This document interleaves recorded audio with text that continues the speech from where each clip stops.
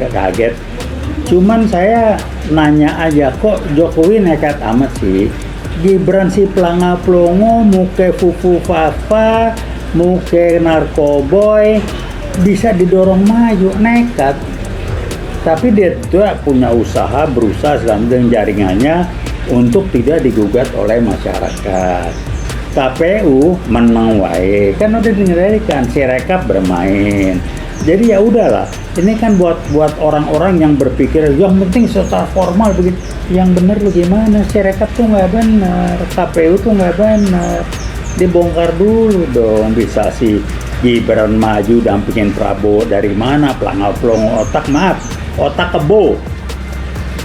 Udah Gibran tuh otak kebo. Udah kok bisa diangsongin, dipaksa jadi wah pres dari mana? Mungkin karena ada ini Bang, pengalaman Jokowi waktu itu nggak pakai ijazah yang tidak jelas itu berhasil, sekarang mengajukan orang kedua. Kalau berhasil lagi nanti mungkin anak yang ketiga mungkin ada lagi Bu. Jokowi tidak pernah kuliah. Saya ada videonya, video lama. Dia kata hehehe, IPK saya juga dulu di bawah 2. Itu kan orang yang nggak kuliah. Dia bilang IPK ini orang nggak pernah kuliah. Tolong tunjukkan. Waktu dia jadi wali kota, dia lulusan ada nggak UGM? Nggak ada. Titelnya titel akademisnya Dokter Andes. Dia lulus dari mana Dokter Andes? Ya. Begitu gubernurnya UGM, udahlah.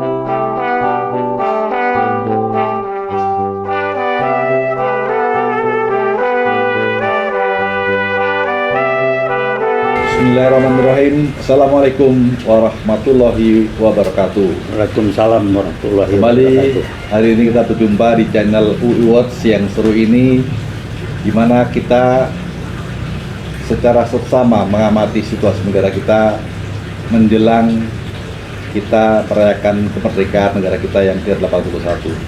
Kali ini kembali saya ngobrol dengan senior saya, Bang Taufik Bahaudin, senior kita, dan kita akan dengarkan pendapat beliau terkait itu Bang. Gimana Bang? Sekarang ini kan mau merdeka kita, sementara negara kita sedang tidak baik-baik saja. Lalu ada gosip bahwa nanti akan ada kerusuhan seperti tahun lalu. Abang, apa pendapat Bang? Saya komentarin beginilah ya. Saya tidak bisa komentar pendapat orang yang bilang sedang tidak baik-baik saja. Saya no comment. Kenapa? Apa dasar ngomong saya nggak tahu. Dan saya bukan ahli di bidang situ. Tapi kalau dari bicara dari sisi ekonomi, pertumbuhan ekonomi kita di atas 5%. Kalau buat ekonomi itu baik-baik, itu bagus. Cuman orang ngomong nggak jelas lah. Sekarang nih kan medsos nih perannya bukan main kan. Ya. Ada yang ngomong, wah ini nih, lu siapa yang ngomong?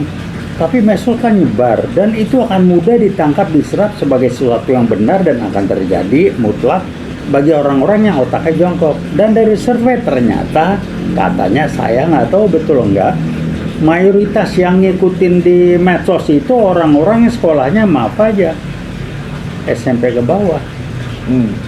Paling tinggi katanya sedikit SMA yang ngikuti, yang serius. Jadi ya kalau memang itu betul ya saya nggak tahu. Tapi terlepas dari itu, apapun yang jelas adalah kita berusaha memanfaatkan medsos ini untuk kepentingan kemajuan bangsa dan negara.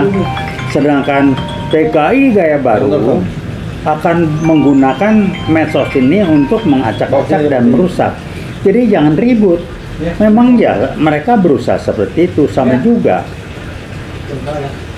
Kalau tukang tipu ya kerjanya nipu orang.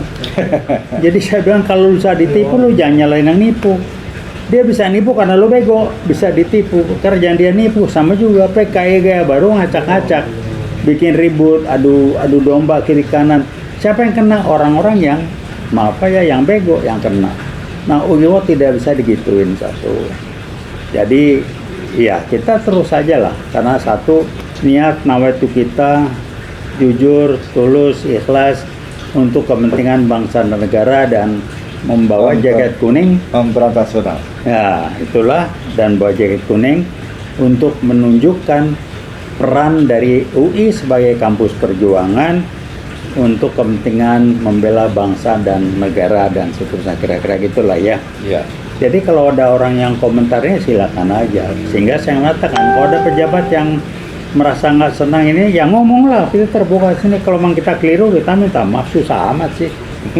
Ya, ini sebagai contoh, saya ngomong Tito tanggung jawab sama Jokowi, dia biang kerok GPKI, kenapa? Kasus kilometer 50 siapa yang terlibat? Apa solusinya? Nggak ada.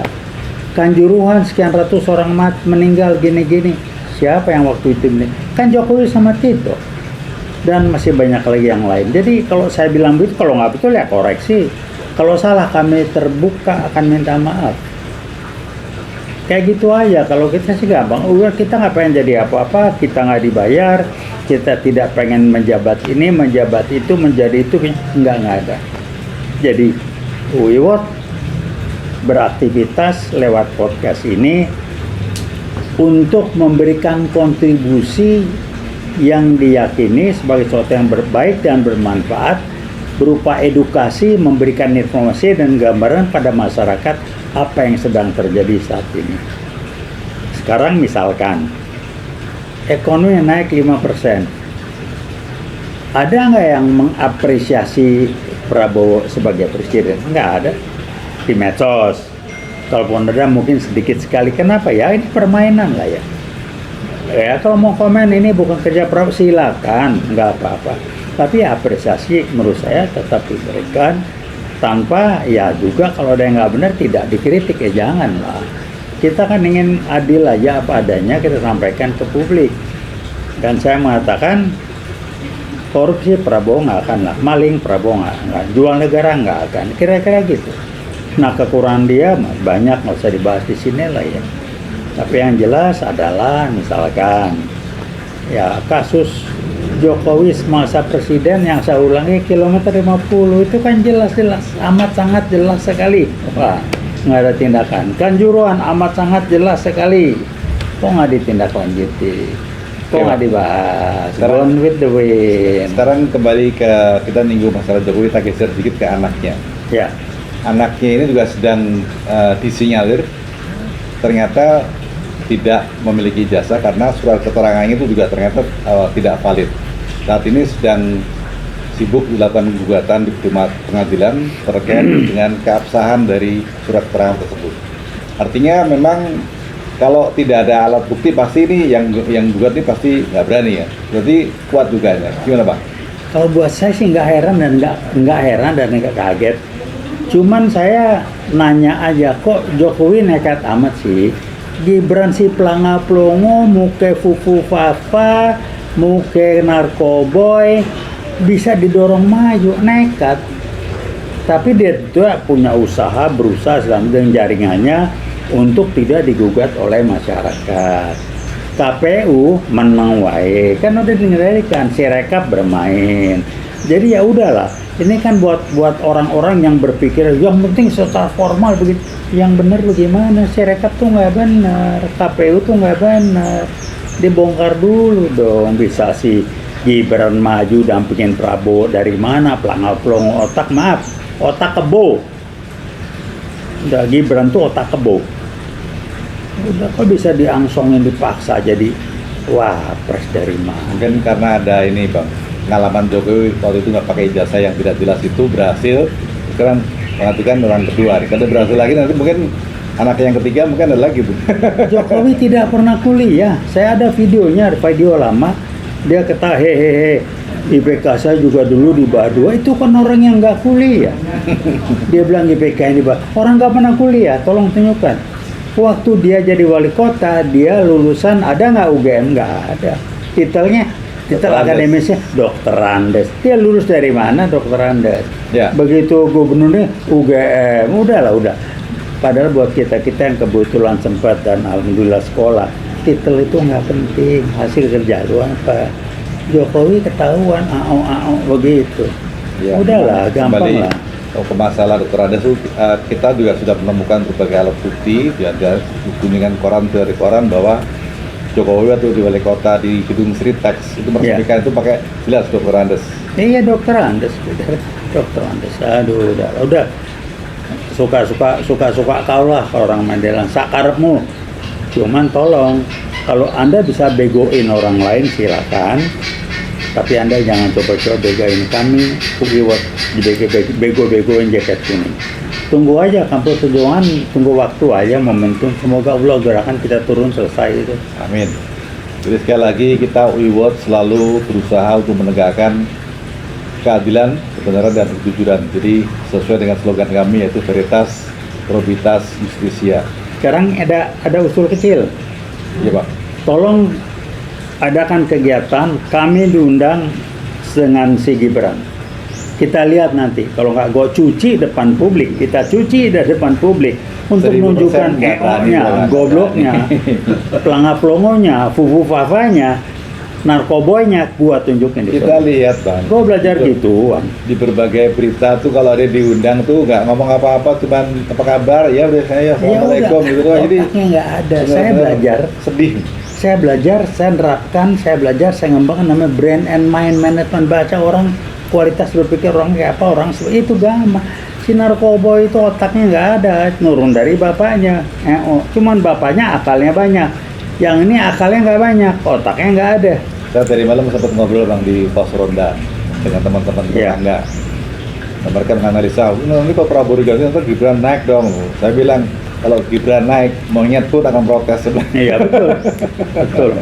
Iya, apalagi manusia gitu.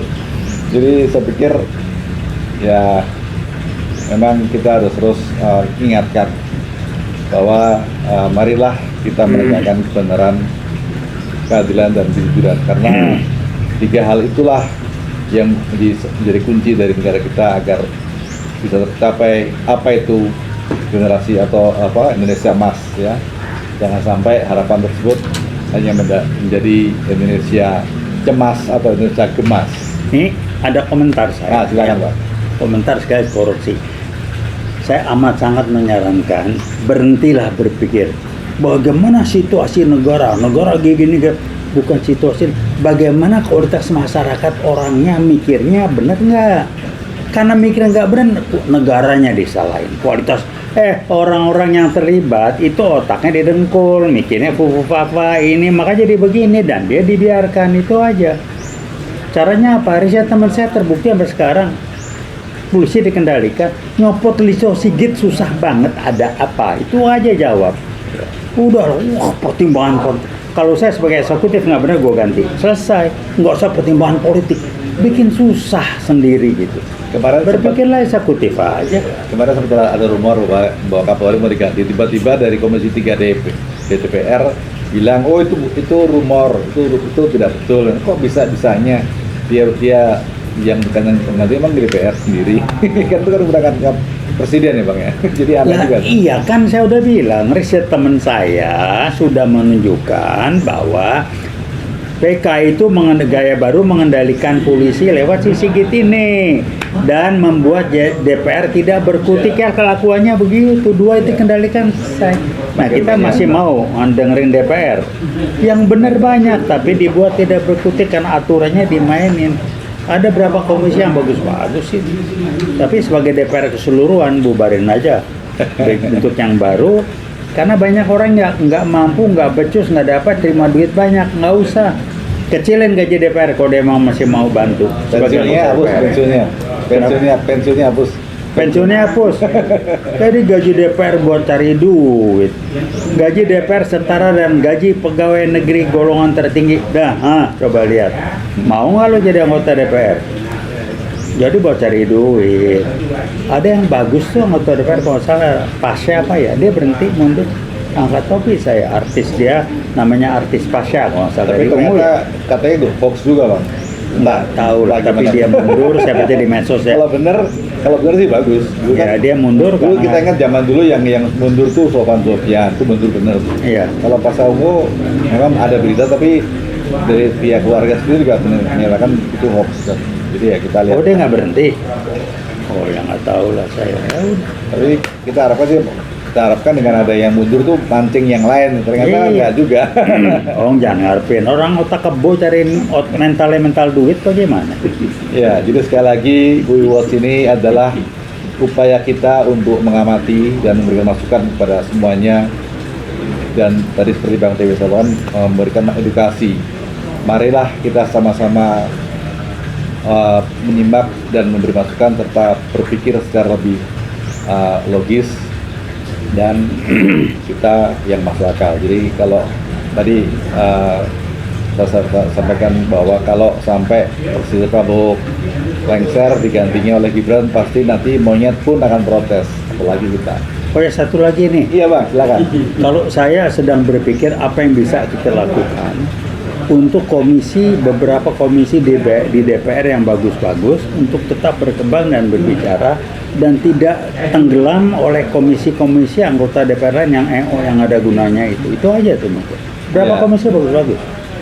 Mungkin kalau saya boleh usul yang disampaikan juga ke DPR, kalau ada voting atau ada memberikan masukan suara gitu dilakukan secara terbuka, jadi kita tahu siapa yang milih A, siapa yang milih B. Sekarang ini tertutup, kita nggak tahu Ya. Jadi kita nggak tahu nih yang benar yang mana berapa. Ternyata bukan nggak. Jadi contoh misalnya milih hakim untuk hakim agung untuk di MA itu kan tertutup sekali. Tiba-tiba ada satu calon hakim nol, kalau dia bagus. Jadi kita nggak tahu siapa yang bisa berpikir secara logis dan rasional. Baik, terima kasih sekali atas waktunya Bang Taufik, dan insya Allah masukan dari kita kali ini, obrolan kita kali ini memberikan manfaat bagi kita semua, dan kita selalu terus berusaha untuk menegakkan logo dan slogan kita, yaitu menegakkan kebenaran, kejujuran, dan keadilan. Veritas, Probitas, Justisia. Terima kasih. Wassalamualaikum warahmatullahi wabarakatuh. Terima kasih Bang. Mantap.